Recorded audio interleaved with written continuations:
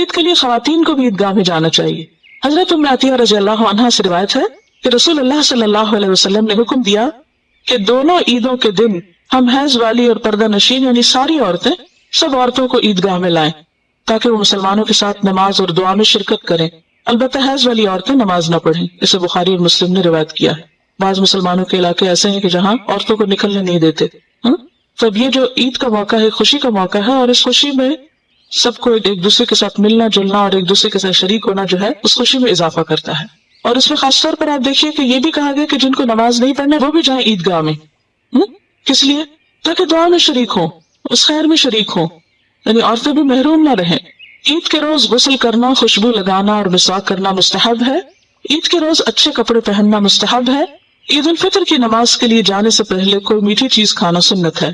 حضرت انس بن مالک رضی اللہ تعالیٰ عنہ فرماتے ہیں کہ رسول اللہ صلی اللہ علیہ وسلم عید الفطر کے دن کھجوریں کھائے بغیر عیدگاہ کی طرف نہیں جاتے تھے، اور نبی صلی اللہ علیہ وسلم کھجوریں طاق کھاتے تھے. طاق کا کیا مطلب ہے؟ 1 یا 3 یا 5، کیونکہ اللہ تعالیٰ کو وطر پسند ہے. عید الاضحیٰ کے روز اپنی قربانی کا گوشت پکا کر کھانا اور اس سے پہلے کوئی چیز نہ کھانا مستحب ہے. نماز عید بستی سے باہر کھلے میدان میں پڑھنا سنت ہے. نماز عید کے لیے پیدل جانا اور واپس آنا سنت ہے، یعنی اگر ممکن ہو، ورنہ سواری بھی کرنے میں منع نہیں کیا گیا. عیدگاہ جاتے ہوئے بکثرت تکبیریں کہنا سنت ہے. عید الفطر میں امام کے خطبے کے لیے منبر پر بیٹھنے تک تکبیریں کہتے رہنا چاہیے. عید الاضحیٰ کے موقع پر تشریق کے تمام دنوں میں کثرت سے تکبیریں کہنی چاہیے. عید الفطر میں تو ایک ہی دن ہے، لیکن اضحیٰ میں زیادہ دن.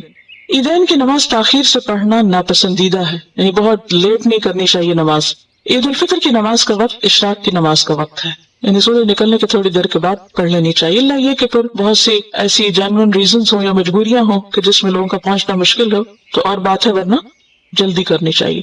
عید الاضحیٰ کی نماز جلد اور عید الفطر کی نماز نسبتاً دیر سے پڑھنا مسنون ہے. عید الفطر اور عید الاضحیٰ کی نماز 2 رکعت ہے. نماز عید کے لیے آذان ہے نہ اقامت. عیدین کی نماز میں پہلے نماز اور پھر خطبہ دینا مسنون ہے، یعنی نماز پہلے ہوگی. عیدین کی نماز میں 12 تکبیریں مسنون ہیں. پہلی رکعت میں قرات سے پہلے 7 اور دوسری رکعت میں قرات سے پہلے 5 تکبیریں کہنی چاہیے. نماز عید کی زائد تکبیروں میں ہاتھ اٹھانے چاہیے. نماز عیدین کی 2 رکعتوں میں سے پہلی رکعت میں سورۃ الاعلی اور دوسری رکعت میں سورۃ الغاشیہ پڑھنا مستحب ہے. نماز عید سے پہلے یا بعد کوئی نفل یا سنت نماز نہیں. نماز عید کے بعد تقبل اللہ منا و منکا کے الفاظ سے ایک دوسرے کے اعمال صالح کی قبولیت کی دعا مانگنا درست ہے. یعنی اس کا کیا مطلب ہے کہ اللہ ہمارے اور تمہارے اعمال قبول کرے، کیونکہ رمضان کے بعد جب عید آتی ہے یا پھر قربانی کی عید میں بھی، حج کے بعد جو ہوتی ہے، مسلمان کی خوشی کب ہے؟ اللہ کی اطاعت میں اور اس کی عبادت میں. تو عبادت کے بعد جو خوشی ہے وہ حقیقی خوشی ہے، اور پھر عبادت کے بعد فکر کس چیز کی ہوتی ہے؟ کہ یہ قبول بھی ہو جائے. عید کا جانے اور آنے کا راستہ بدلنا سنت ہے. کیوں؟ راستے میں فرشتے کھڑے ہوتے ہیں نا، وہ دعائیں کرتے ہیں. اگر جمعہ کے روز عید آ جائے تو دونوں پڑھنے بہتر ہیں، لیکن عید پڑھنے کے بعد اگر جمعہ کی بجائے صرف نماز ظہر ادا کی جائے تو بھی درست ہے.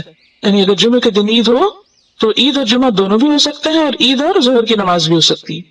ابر کی وجہ سے یعنی بادل کی وجہ سے شوال کا چاند دکھائی نہ دے اور روزہ رکھ لینے کے بعد معلوم ہو کہ چاند نظر آ چکا ہے تو روزہ کھول دینا چاہیے.